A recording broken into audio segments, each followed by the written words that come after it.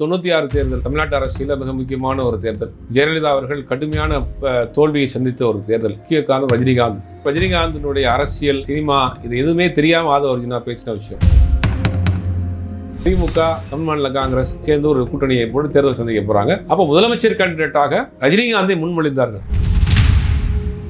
ஏற்கனவே காக்கா கழுகு சண்டை அப்படிங்கிற மாதிரி போயிட்டு இருக்கப்ப ட்ரிகர் பண்ற எரியிற தீயில எண்ணெய டன் கணக்குல கொட்டின மாதிரி கொட்டி விட்டார். இப்போ அது என்னன்னா வெடிச்சு செதறுது. ரஜினி ரசிகர்கள் ஒரு ஓட்டு கூட அந்த பக்கம் போகாதுங்கிறதுல உறுதியா நம்ம சொல்லலாம். பாட்டு போடுவேன், டான்ஸ் ஆடுவேன், முதலமைச்சர் ஆயிரம்ங்கிற கனவெல்லாம் தமிழ்நாட்டில் நடக்காது.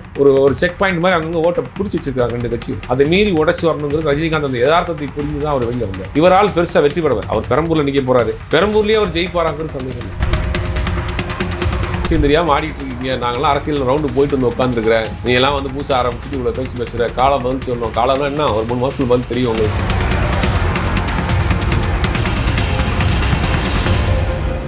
காந்தம் மீடியா நேயர்களுக்கு வணக்கம். நான் உங்கள் விஜயாஸ்மின். இன்னைக்கு நம்ம கூட பத்திரிகையாளர் ஜுபேர் சார் அவர்கள் தான் இருக்காரு. வணக்கம் சார். வணக்கம். எப்படி சார் இருக்கீங்க? சார், ரீசெண்டாக ஆதவர்ஜுனா அவர்கள் ரஜினி சாரை விமர்சித்து நிறைய விஷயங்கள் பேசியிருந்தாரு. அதுக்கு ரஜினி சார் அவர்கள் ஒரு ரியாக்ஷன் மாதிரி ஒரு அறிக்கை வெளியிட்டிருந்தாரு. இந்த அறிக்கையை எப்படி பார்க்குறீங்க? இல்லை, அவர் ஒரு பக்குவப்பட்ட மனிதருக்கும் பக்குவம் இல்லாத மனிதர்களுக்கும் உள்ள வித்தியாசத்தை பார்க்குறேன். இன்றைக்கி அவர் கொடுத்த அறிக்கையை பார்த்தீங்கன்னா, அவர் டைரெக்டாக அவர் யாரையும் திருப்பி தாக்கலை. ஆதவர்ஜுனா பேசிய அந்த வார்த்தைக்கு ஆதரவு அளித்து அத்தனை பேருக்கும் நன்றி தெரிவிச்சிருக்கார். ஒரு நாகரிகமான ஒரு நன்றி. எனக்கு இணைய சம்பந்தமான ஒரு பிரச்சனை வர்றப்போ எனக்கு ஆதரவாக நின்றீங்க, எனக்கு ஆதரவாக குரல் கொடுத்தீங்க, சினிமாவை சார்ந்தவர்கள், அரசியலை சார்ந்தவர்களுக்கு அவர் ஒரு நன்றி தெரிவித்து சொல்லியிருக்காரு. அதோடு சேர்த்து அவர் வாசகத்தை பதிவு பண்ணியிருந்தார். அதுதான் பயங்கர பரபரப்பாக பேசப்பட்டது. ரஜினிகாந்த் அவர்களை பொறுத்த வரைக்கும் ரஜினிகாந்தினுடைய அரசியல், சினிமா இது எதுவுமே தெரியாமல் ஆதவர்ஜுனா பேசின விஷயம். கடந்த 50 ஆண்டுகளில் தமிழ்நாட்டில் ஒரு உச்சபட்ச நடிகராக, சூப்பர் ஸ்டாராக இருக்கிறார்.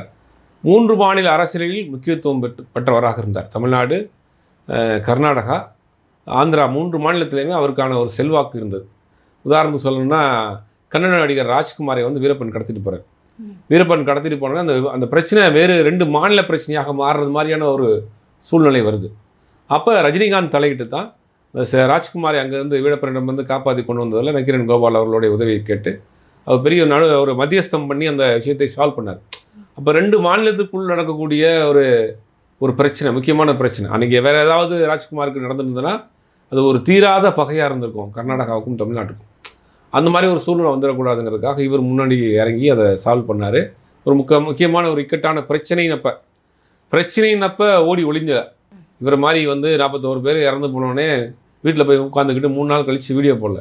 ஒரு பிரச்சனைன்னு வருது, 2 மாநிலத்துக்குள்ளே ஒரு நட்பு கிடப்போகுது, உறவு கிடப்போகுது, இது தப்பான முன்னுதாரணமாக போயிடும், ஒரு தீராத பகையாக மாறிடுங்கிறதுனால அவருடைய முன்னெடுப்பு எடுத்து அது 2 மாநிலத்தோடையும் பேசி, அன்றைக்கி திமுக அரசாங்கம் இருந்தது, கலைஞரிடம் பேசி, அங்கே இருக்கக்கூடிய அரசாங்கத்திடம் பேசி, ஒரு தூதுவராக நக்கீரன் கோபாலை அனுப்பி சமாதானம் பண்ணி அவரை மீட்டெடுத்து கொண்டு வந்தாங்க. அதுக்கு தமிழ்நாட்டில் ஒரு முக்கியமான பங்காற்றினார். 2 மாநிலத்துக்குமே ஒரு முக்கியமான ஒரு நல்லெண்ண தூதுவராக இருந்து அன்றைக்கி பண்ணார். இதெல்லாம் ஒரு முக்கியமான விஷயம். 96 தேர்தல் தமிழ்நாட்டு அரசியலில் மிக முக்கியமான ஒரு தேர்தல். ஜெயலலிதா அவர்கள் கடுமையான தோல்வியை சந்தித்த ஒரு தேர்தல். அந்த கடுமையான தோல்வியை சந்தித்ததில் முக்கிய காரணம் ரஜினிகாந்த் அப்படிங்கிறதையும் ஆதவர்ஜுனாவுக்கு தெரியலை. அப்போ அவருக்கு என்ன, அவர்களாம் அரசியல் தெரியுமா தெரியலான்னு தெரில. 96 தேர்தல் அப்படிங்கிறது 91 ராஜீவ்காந்தி மரணத்திற்கு பிறகு அதிமுக மிகப்பெரிய வெற்றி பெறுது. அறுதி பெரும்பான்மைக்கு அப்பால் வெற்றி. திமுக படுதோல்வியை சந்திக்குது. அந்த தேர்தலில் வெற்றி பெற்று ஆட்சி அமைக்கிறார் முதலமைச்சர் ஜெயலலிதா முதல் முறையாக. அந்த 5 வருஷம் தமிழ்நாட்டில் ஏகப்பட்ட பிரச்சனைகள், அவங்க மேலே ஏகப்பட்ட குற்றச்சாட்டுகள், வளர்ப்பு மகன் திருமணம், மகாமக குளத்தில் கூட குளிக்க போனப்போ இறந்து போன சம்பவங்கள் நிறைய அந்த ஆட்சியாளர்கள் மீது அதிருப்தி. அப்போ ரஜினிகாந்துக்கும் ஜெயலலிதாவுக்கும் அங்கே ஒரு முட்டல் மோதல் இருந்துக்கிட்டே இருக்கும். அப்போ ஜெயலலிதா எப்படி இருந்தாங்கன்னா, அவங்க நினச்சா யாரையும் தூக்கி உள்ளே போட்டுருவாங்க. எதிர்பார்க்காம மேலாம் கஞ்சா கேஸ், தேர்தல் ஆணையர் அவர்கள் மேலே பிரச்சனை, கவர்னர்களோட பிரச்சனை, யாராக இருந்தாலுமே அன்றைக்கி அதிரடியான ஒரு நடவடிக்கை எடுத்து ஜெயலலிதாவை பார்த்து அச்சப்பட்டு கொண்டு பயந்து கொண்டு அவரை எதிர்க்கிறதுக்கு பயந்துக்கிட்டு இருந்த ஒரு காலம். அந்த காலகட்டத்தில் தான் ரஜினிகாந்த் ஜெயலலிதாவை எதிர்க்கிறார். ஏன்னா ஒரே பகுதியில் இருக்கிறாங்க, இந்த பாய்ஸ் கடனில். இவர் வீடும் அவர் வீடும் பக்கத்தில் இருக்க. உள்ளே போகிறப்ப இவருக்கு செக்யூரிட்டியை காரணம் காட்டி இடைஞ்சல் பண்ணுறாங்க, நிப்பாட்டுறாங்க. இவர் ஷூட்டிங் போக முடியல. ஒரு முறை ஷூட்டிங் போகிறதுக்கு இவர் கிளம்புறாரு. பாதி வழியிலே ஒரு வண்டி நிறுத்தப்படுது, ஏன்னா அம்மா போகிறாங்க, செக்யூரிட்டி லாக் பண்ணுறோம் அப்படின்னு. இவர் கட்டாயத்துக்கு ஷூட்டிங் போகணும், நின்று பார்க்குறாரு. பொறுமை இழந்து போய் இவர் இறங்கி ரோட்டில் நின்றுட்டார். பெரிய க்ரௌடு கூட்டிருச்சு, யாருமே போக முடியாத டிராஃபிக் ஆயிடுச்சு. அப்படி தனக்கான ஒரு இமேஜை, ஆளுமையை அங்கே ஒவ்வொரு இடத்துலையுமே தனக்கான அந்த ஒரு போல்ட்னஸை பதிவு பண்ணிட்டே இருந்தார்.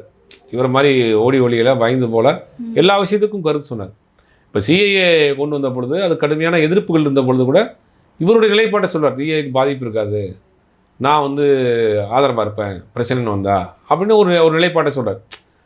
ஆனால் ஒவ்வொரு ஏதாவது ஒரு விஷயத்துக்கு ஒரு ஸ்டாண்ட் எடுக்கிறார்ல. அப்போ இங்கே எதுவுமே பேசுகிறதில்ல. நீங்கள் இப்போ 96 தேர்தலை பொறுத்த வரைக்கும் இவர் வந்து அன்றைக்கி பாஜா படத்தினுடைய அந்த நிகழ்ச்சியில் ஆரம் வீரப்பனை வச்சு தமிழ்நாட்டில் வெடிகுண்டு கலாச்சாரம்னு பேசுகிறாரு. உடனே அடுத்த நாள் காலையில் ஆரம் வீரப்பனை நம்ம அமைச்சரவையிலேருந்து நீக்கிறாங்க. அதற்கு பிறகு 96 தேர்தல் வர்றப்ப என்ன பண்ணுறாங்கன்னா, மூப்பனார் காங்கிரஸ்லேருந்து பிரிஞ்சு வந்து தமிழ் மாநில காங்கிரஸ் கட்சி ஆரம்பிக்கிறாரு. திமுக, தமிழ் மாநில காங்கிரஸ் இந்த 2 பேரும் சேர்ந்து ஒரு கூட்டணியை போட்டு தேர்தல் சந்திக்க போகிறாங்க. அப்போ முதலமைச்சர் கேண்டிடேட்டாக ரஜினிகாந்தை முன்மொழிந்தார்கள் எல்லாரும்.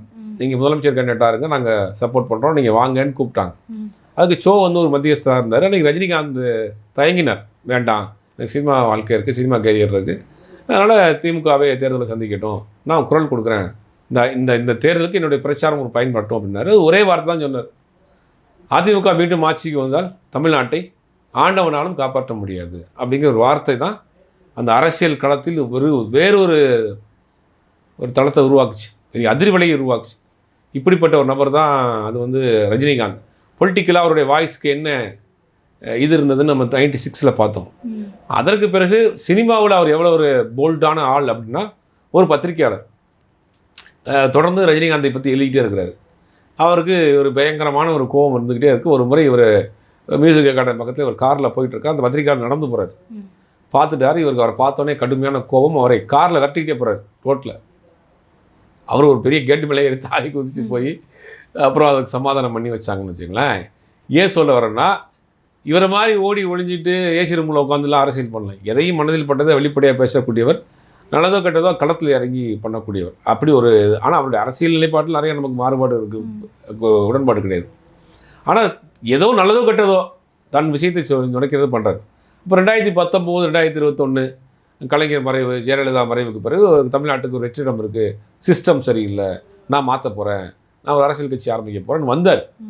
வந்து 2019 தான் அப்போ வந்து கொரோனா பெருந்தொற்று காலம் ஆகி போச்சு. இப்போ ரஜினிகாந்த் 2 விஷயத்தை பார்த்தார். பாஜக நம்மளை யூஸ் பண்ண பார்க்குது, எனக்கே காவி சாயம் அடிக்க பார்க்குறாங்க, திருவள்ளூர் காவி சாயம் அடிச்சுட்டாங்க அப்படின்னு அப்போ உணர்றாரு. பாஜக நம்மளை வச்சு உள்ள கால் வைக்க பார்க்குறாங்க அப்படின்னு ஒரு முடிவு எடுக்கிறார். கொரோனா தொற்றும் பெருந்தொற்றும், இவரும் ஆல்ரெடி கிட்னி டிரான்ஸ்பிளான்ட் பண்ணவர், வெளியில் போய் பிரச்சாரத்துக்கு போக முடியாது. அப்போ அந்த கட்சியை நம்ம வந்து ட்ராப் பண்ணலாங்கிற முடிவுக்கு வர்றாரு. அந்த ட்ராப் பண்ணலாங்கிற முடிவுக்கு வந்த பிறகு ரஜினிகாந்த் சொன்ன ஒரு முக்கியமான விஷயம் தான், ஏன் கட்சி தொடங்குவதை கைவிடுகிறேங்கிறதுக்கு ரஜினிகாந்த் யதார்த்தத்தை புரிந்த மனிதர் என்பதற்கு அவர் சொன்ன வார்த்தை என்ன சொல்கிறாருன்னா, ஒரு பக்கம் அதிமுக, ஒரு பக்கம் திமுக. அதிமுக 10 வருஷம் ஆட்சியில் இருக்குது, திமுக 10 வருஷம் தோல்வியில் இருக்குது. இவங்க ஆட்சியை பிடிக்கணும், இவங்க ஒரு மிருகப்படத்தோட வேலை செய்கிறாங்க, இவங்க திருப்பி கைப்பற்றணும்னு இவங்களும் மிருகப்படத்து. இந்த 2 கட்சிகளுக்கு 2 யானை, இந்த 2 ஆணைக்கு நடுவில் நம்ம போய் அரசியல் பண்ணணும். அதுக்கு வந்து ரொம்ப நாள் ஆகும், ஒரு பிளாட்ஃபார்ம் போடணும், ஒரு கட்டமைப்பு உருவாக்கணும், அதுக்கு பிறகு தான் நம்ம வந்து ஆட்சி அதிகாரத்தை பிடிக்க முடியும் அப்படிங்கிற யதார்த்தத்தை தெரிஞ்சு அவர் கட்சி தொடங்குறதை கைவிட்டார். அதோடு அவருக்கு உடல்நிலையும் பாதிக்கலை. இதுதான் நடந்த வரலாறு. இவர் எதுவுமே தெரியாமல் திமுக குடும்பம் வந்து நெருங்கிருச்சு, திமுக குடும்பத்தில் இருக்கவங்க நெருக்கடி கொடுத்தாங்கன்னா, முதலமைச்சருடைய பிறந்தநாளுக்கு மிகப்பெரிய ஒரு வாழ்த்து, 2 கோடி பேர் பார்த்த ஒரு வீடியோ ஒன்று பகிர்ந்தார் ரஜினிகாந்த். தமிழ்நாட்டினுடைய முதலமைச்சர் அவ்வளவு புலங்காயுதம் அடைஞ்சு பேசினார். 2வது திமுக தமாக ஆட்சி வந்ததுக்கு பிறகு, திமுக ஆட்சி வந்த பிறகு, தமாக கூட்டணியோட ஆட்சி வந்ததுக்கு பிறகு ரஜினிகாந்த் முதல் முறையாக கலைஞரை பார்க்குறதுக்கு செக்ரட்டரியேட் போகிறாரு. அப்போ கலைஞர் வந்து வாசப்படி வரைக்கும் வந்து வழி அனுப்பி வச்சார் ரஜினிகாந்த். அப்போ அந்த மாதிரியான உறவு இருக்குது. எந்த நிகழ்ச்சியிலையுமே முதல் ஒரு ப்ரிஃபரன்ஸ் வந்து திமுக நடக்கக்கூடிய முரசொலி பவள விழாவாக இருக்கட்டும், கலைஞர் நூற்றாண்டு விழாவாக இருக்கட்டும், கலைஞர் சிறுத்திரை விழாவாக இருக்கட்டும், எதாக இருந்தாலுமே தொடர்ந்து இந்த கடந்த ஒரு 20 வருஷத்தில் வந்து ரஜினிகாந்த் அவர்களை வந்து தொடர்ந்து முன்னிலைப்படுத்திகிட்டே இருக்காங்க. அன்னைக்கு ஒரு கட்சி ஆரம்பிக்க முடியாமல் போனதுக்கு உடல்நிலை ஒரு காரணம், களத்தில் ஒரு இருக்கக்கூடிய சூழ்நிலை காரணம் அப்படிங்கிற யதார்த்தத்தை புரிஞ்சுக்கிறார். இதுதான் வந்து யதார்த்தம். தமிழ்நாட்டில் 2 கட்சிகள், 2 திராவிட கட்சிகள் கடந்த 50 வருஷமாக இருக்குது. தமிழ்நாட்டில் ஒரு தெருவுக்கு ஒரு அரசியல் இருக்குது, ஒரு தெருவுக்கு ஒரு அரசியல் இருக்குது. அந்த தெருவுக்கு 2 அரசியல் கட்சிகள் ஸ்ட்ராங்காக உட்காந்துருப்பான் அங்கேயே. நல்லது கெட்டது கருமாதி காது குத்து எல்லாத்துக்கும் இருப்பான். அவன் சொந்தக்காரனாகவும் இருப்பான். ஒவ்வொரு வீட்டுக்கும் அத்தை மாமா சித்தி ஐத்துன்னு போய் உட்காந்துருப்பான். 2 கட்சிக்காரன் இருப்பான். அவனுக்கு 50 வருஷமாக அந்த போட்டு அந்த பிளாட்ஃபார்ம் போட்டு உட்காந்துருக்காங்க. நீங்கள் அதை உடச்சிக்கிட்டு உள்ளே போகணும்னா குறைஞ்சபட்சமாவது ஒரு 10 வருஷம் ஆகணும். நீங்கள் எதுவுமே செய்ய மாட்டேன், 2 வீடியோ போடுவேன், அறிக்கை கொடுப்பேன், ஒரு பாட்டு போடுவேன், டான்ஸ் ஆடுவேன், முதலமைச்சர் ஆயிடுவேனுங்கிற கனவெல்லாம் தமிழ்நாட்டில் நடக்காது. அங்கங்கே அங்கே ஒரு ஒரு ஒரு செக் பாயிண்ட் மாதிரி அங்கங்கே ஓட்டை பிடிச்சி வச்சிருக்காங்க 2 கட்சியும். அதை மீறி உடச்சி வரணுங்கிறது ரஜினிகாந்த் அந்த யதார்த்தத்தை புரிஞ்சு தான் அவர் வெளியில் வந்தார். இப்போ இவர் ஆதவர்ஜுனாவை பொறுத்த வரைக்கும் முதலமைச்சரே பேசுகிறாரு, வந்து அரசியலே பக்குவம் இல்லாத தற்கொலையின் தலைவனாக தான் இருக்கிறார் அவர். அவருடைய பேச்செல்லாம் பார்க்குறப்ப அதாவது யாருமே செய்யாத ஒரு விஷயம் என்னென்னா, அரசியல் களத்துக்கு வர்றப்ப ஒவ்வொரு ஓட்டும் அதுக்கு வந்து வேலிடு. ஒரு சிங்கிள் பர்சனாக இருந்தாலும் கூட அதில் வேலிடு.